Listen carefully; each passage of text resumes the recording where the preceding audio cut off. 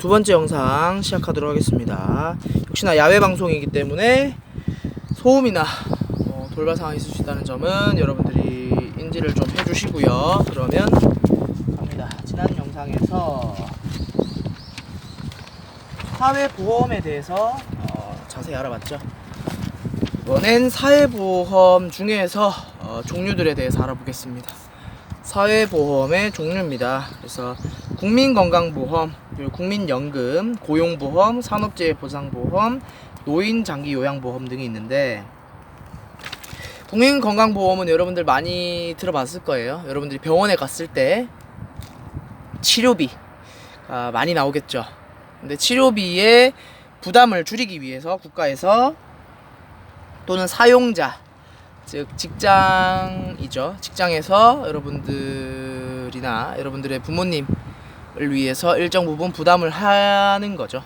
그렇게 되면은 여러분들의 치료비가 굉장히 저렴하게 되죠. 그래서 국민건강보험이 질병을 대비한 그런 보험이라면, 두 번째 국민연금은 만 65세 이상이 되면 이제 연금을 받게 돼요. 그 전까지는, 만 65세 이전까지는 여러분들의 소득이 발생하면은 소득의 일정 부분을 자동적으로 국민연금을 내게 됩니다. 그래서 국민연금을 내게 되면 그 국민연금을 나중에 여러분들이 만 65세 이상이 되었을 때 평생 받을 수 있는 겁니다.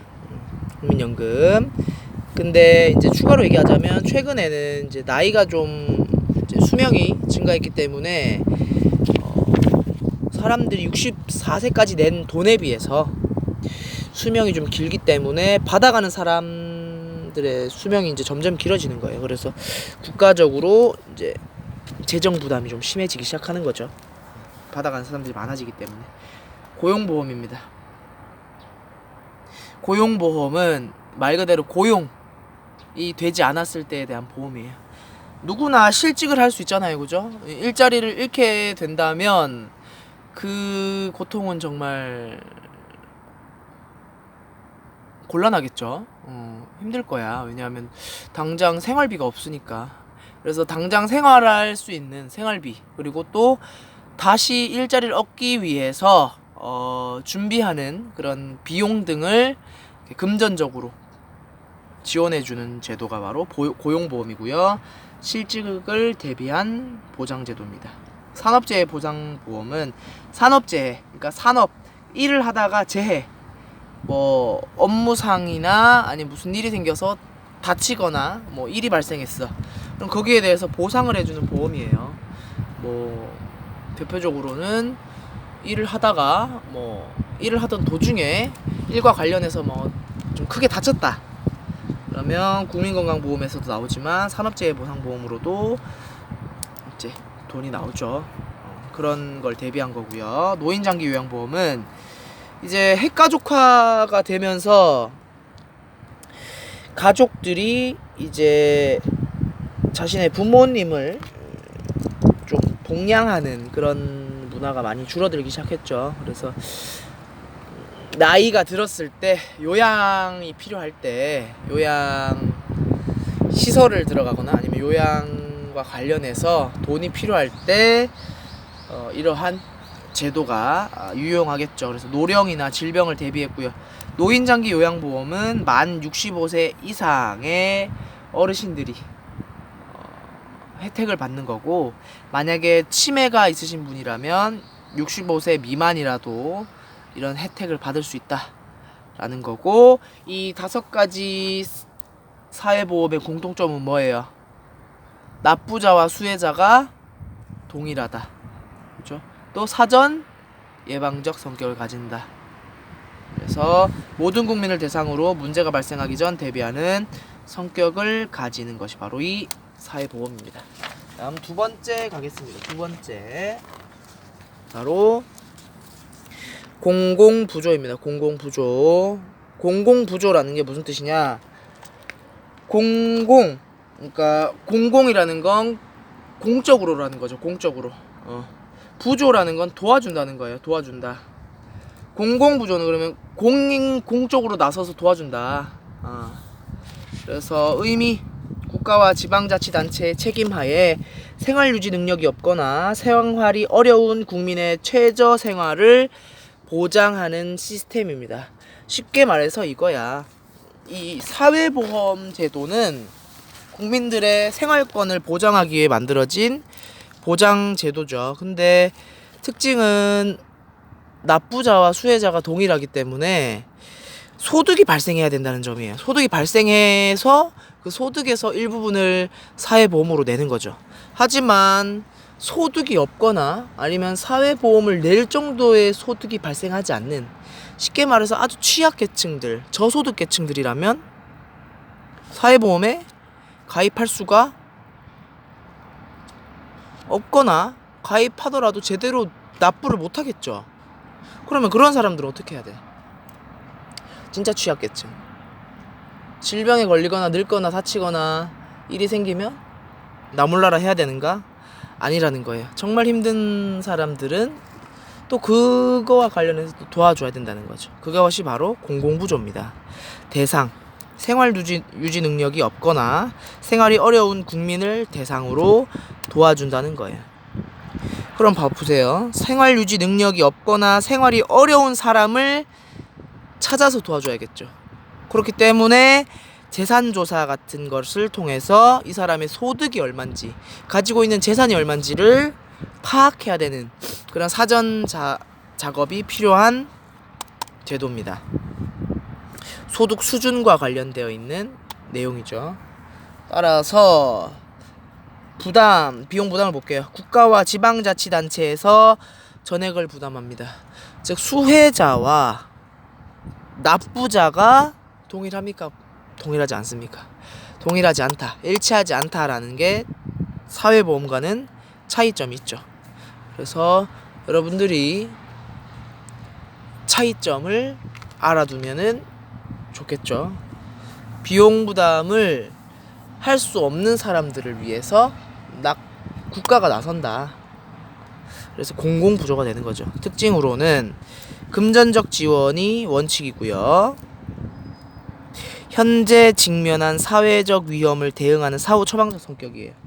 뭐냐면 지금 어려운 사람들을 돕는 거잖아. 지금 어려워서 사회보험도 혜택을 받지 못하는 사람들, 그런 사람들을 위해서 국가가 나서서 도와주는 형태이기 때문에 일이 발생한 후에 처방한다. 그래서 사후 처방적. 수혜자가 비용 부담을 하지 않아서 소득 재분배 효과가 크다. 그러니까 소득 재분배라는 건 한쪽에 치우쳐진 소득이 골고루 분배되는 게 소득 재분배죠. 골고루 소득이 분배되는 게 이제 소득 재분배의 의미인데, 힘들게 사는 사람들을 위해서 국가나 지방자치단체에서 돈을 내죠. 즉 국가와 지방자치단체의 돈은 무슨 돈이야? 세금이죠. 세금에서 돈이 나간다는 거예요.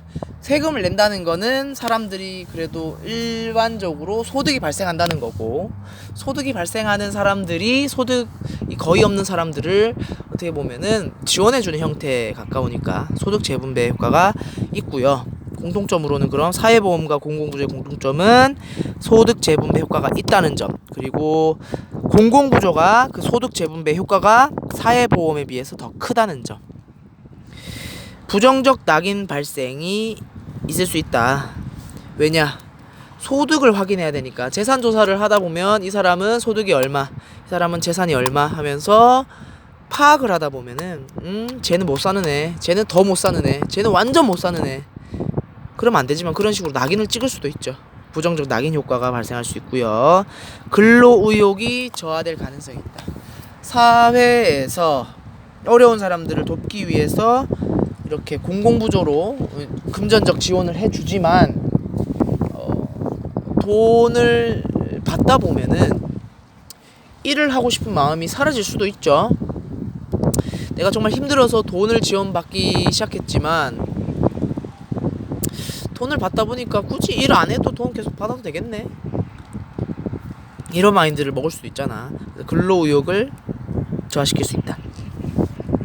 또 공공부조는 선별적 복지입니다. 아까 사회보험은 보편적 복지였죠. 이 공공부조는 생활유지 능력이 없거나 힘든 사람들을 찾아서 지원해 주는 거기 때문에 선별한다 그래서 선별적 복지고요.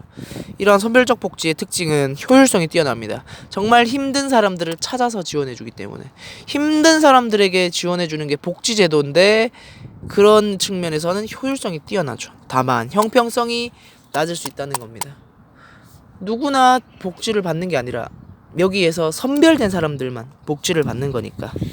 또 문제점이 있을 수 있어요. 이 공공부조는 이 국가에서 기준을 정하죠. 국가에서 기준을 정하다 보니까 그 기준이 사실 모호할 경우 또는 그 기준에 해당되진 않지만 실제로는 정말 힘들게 사는 사람도 있을 수 있잖아요. 그럴 경우엔 그런 사람들이 소외될 수 있다라는 한계점이 있다는 거. 일단 종류로는 국민기초생활보장제도, 의료급여제도, 기초연금제도, 장애인연금제도가 있습니다. 하나씩 볼게요. 자, 먼저 국민기초생활보장제도입니다. 국민기초생활보장제도는 뭐냐면 기초생활을 보장하기 위한 거예요. 그래서 교육, 주거, 의료, 생계 등등의 분야에서 어려움이 있는 사람들을 지원해주는 형태입니다. 금전적으로. 또 의료급여는 기초생활보장제도에서 지원을 받는 사람들 중에서 의료, 즉 치료, 질병 대비해서 치료비를 돈으로 주는 거죠. 사회보험은 일정 부분을 자기가 내야 됐다면 의료급여는 당연히 자기가 부담하는 게 없겠죠. 연금이니까 차후에 이제 나오는 돈인데, 기초연금이 뭐냐면 만 65세 이상이 되었을 때 내가 정말 국민연금 넣은 것도 없고 돈 아무것도 없고 재산도 정말 없어서 내가 살 길이 막막하다, 이런 사람들을 대상으로 이제 나라에서 일정 금액을 지원해 주는 겁니다. 차곡 매월마다 그런 식으로 지원을 해주는 건데, 기초연금이랑 국민연금이랑 헷갈리면 안 돼요. 국민연금은 사회보험, 기초연금은 공공부조, 장애인연금입니다. 장애인연금은 장애인들을 대상으로 지원해주는 시스템이고요. 이런 공공부조는 아니다, 사회보험부터 얘기할게요. 사회보험은 모든 국민을 대상으로 하기 때문에 모든 국민들을 도와준다, 안전하게 지켜준다는 측면에서 1차 안전망이라고 할 수 있다면, 이 1차 안전망에 들어가지 못하고 그것보다 더 힘들어서 위험한 상황인 사람들, 경제적으로 어렵고 생활 유지가 어려운 사람들을 도와주는 게 바로 공공부조죠. 그래서 이 공공부조는 2차 안전망 또는 2차 사회적 안전망이라고 합니다. 그래서 사회보험은 1차 사회적 안전망, 공공부조는 2차 사회적 안전망, 2차적으로 한 번 더 지켜준다라는 측면입니다. 자, 그 다음에 이 아까 전에 봤다시피 공공부조의 단점이 바로 근로의욕이 저하된다라는 측면이 있었죠. 돈을 주다 보니까, 돈을 받기 시작하니까 이제 일을 하고 싶어 하지 않는 거야, 사람들이. 그러니까 복지가 효율적으로 되지 않겠죠. 재정은 부담이 심해지고 국가에서는, 그러다 보니까 새로운 제도가 등장하기 시작했습니다. 2015년부터 시행된 기초생활보장제도의 맞춤형 급여라는 겁니다. 맞춤형 급여라는 게 뭐냐면 아니네. 맞춤형 급여는 기초생활보장제도를 얘기하는 거예요. 제가 다른 얘기를 했었네요. 국민기초생활보장제도에서 교육, 주거, 의료, 생계를 지원한다 그랬죠. 이 지원하는 방식을 말하는 것이 바로 맞춤형 급여입니다. 또 다른 소리를 하고 있었네. 맞춤형 급여가 각 수준에 맞는 맞춤형 지원을 하겠다라는 건데, 보면은 중위소득이라고 적혀있죠. 중위소득의 50%, 43%, 40%, 30%라는 선이 있고요. 지원급여 종류라고 해서 칸이 있습니다. 교육, 주거, 의료, 생계. 그래서 중위소득, 우리 지난 시간에 중위소득 배웠죠. 중위소득. 그래서 중위소득을 기준으로 50%가 안 되는 사람들은 교육의 기준, 교육을 받을 수 있는 그런 금전적 지원을 받고요. 교육비를. 그리고 43%보다 아래인, 중위소득의 43%보다 아래인 사람은 교육과 주거에 대한 지원을 받고요. 40% 이하인 사람은 교육, 주거, 의료를 받을 수 있고 30%, 중위소득의 30% 이하는 교육, 주거, 의료, 생계를 지원받을 수 있는 이런 소득 수준에 따라서 맞춤형 지원을 해줄 수 있는 것이 바로 이 기초생활보장제도 중에 맞춤형 급여 시스템이고요. 우리가 지난 시간에 상대적 빈곤, 절대적 빈곤 하면서 얘기했었던 최저생계비 있죠. 최저생계비. 이 절대적 빈곤에서 얘기하는 최저생계비가 이제는 개편을 하면서 중위소득으로 바뀌었었어요. 그래서 최저생계비가 개편 전에는 기준이었다. 하지만 이제는 중위소득의 기준으로 빈곤을 나누고 지원을 해주는 형태를 가진다. 자, 이번 영상은 여기까지 하도록 할게요.